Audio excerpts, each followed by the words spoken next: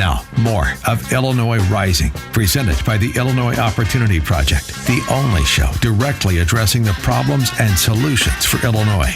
Now, from AM 560, here's Dan Proft.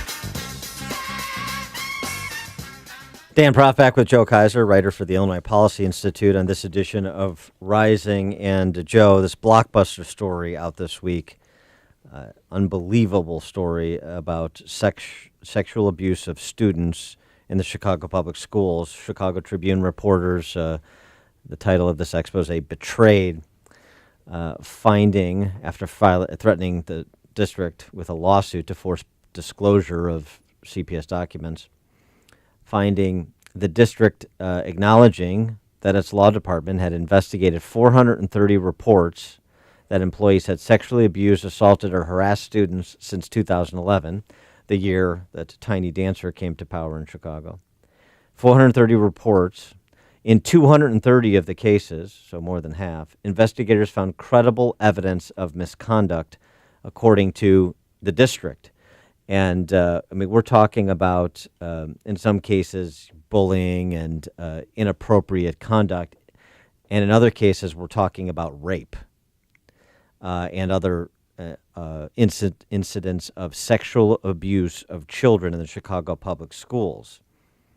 The response from Rahm Emanuel was fascinating. Basically, taking 3 or 4 days subsequent to this report to apologize, but then also say, everybody owes everybody else an apology, and let's, focus on the future, and I'm open to ideas about what should be done. If anybody has ideas, because, of course, he's being criticized by his competitors for the mayoralty next year, Lori Lightfoot, Paul Vallis, and others. It's just a fascinating example of the abdication of responsibility yet again by the civilian political leadership of this city. Well, that's the thing. You hit the nail on the head. He's being criticized by his mayoral opponents. So his goal right now is probably, it is a huge story, but it should be, this is horrible what happened. His goal right now is probably just to make sure it gets in the past as quickly as possible. That's why he's talking about the future. And, everyone takes responsibility. Janice Jackson should take responsibility. Janice Jackson, who featured recently in these ads run by Michael Sax's, who's his top financier's little nonprofit that he started, about the wonderful things that are happening at CPS under the direction of her and Tiny Dancer. Yeah, well, that ad didn't really age well.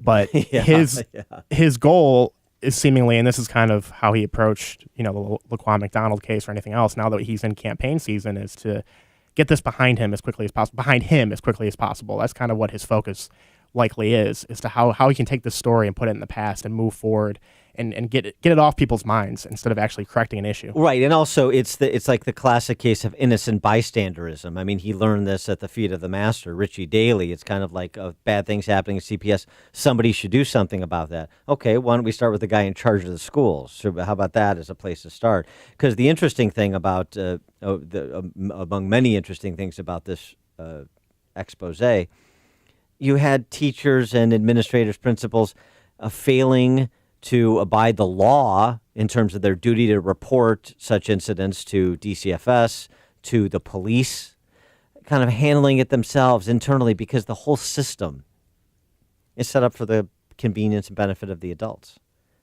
That's why the children are considered last, because the system is designed to be a third-party administrator for salaries and benefits for adults in the system. And so it's adults protecting other adults. John Cass wrote about this week, writing, did the mayor approve of bureaucratic indifference and dysfunction that led to in-school rapes? No, of course not. But Emanuel is a father who loves his children. If he weren't the mayor and had a child at CPS where the predators were allowed to roam, he'd be the first to say that the mayor was responsible. So this one is his. Absolutely. And that's a good point that John Cass brings up, is he doesn't have kids at CPS. He can afford to send his kids where he wants. And it kind of reminds me of what you said about, he's learning about it now and everyone takes responsibility. It reminds me of when President Obama a few times got caught saying, I learned about this on TV when a crisis happened, and then reacted to it afterwards. Sure, Rahm Emanuel would never aid and abet this kind of behavior, but you have to there has to be accountability for who's in charge. There has to be accountability for leadership when these things happen. And it's this widespread under his watch. Some accountability has to come up to the top. And you just wonder if the accountability will ever come from the electorate. I mean, so, the question is, is this enough to make a change? It's one thing to talk about dollars and cents issues, talk about somewhat esoteric topics like unfunded pension liabilities that we talk about with respect to city government as well as state government. It's another thing to talk about presiding over a place where, as John Cass writes, predators were allowed to roam, were greeted with bureaucratic indifference, and kids were sexually abused. The coverage of the sustained coverage of this will also be interesting to watch, and compare that to, say, the sex abuse scandal in the Catholic Church. Catholic Church is a favorite target because the left despises religions. So does some on the center right as well. The Catholic Church should have been held accountable for the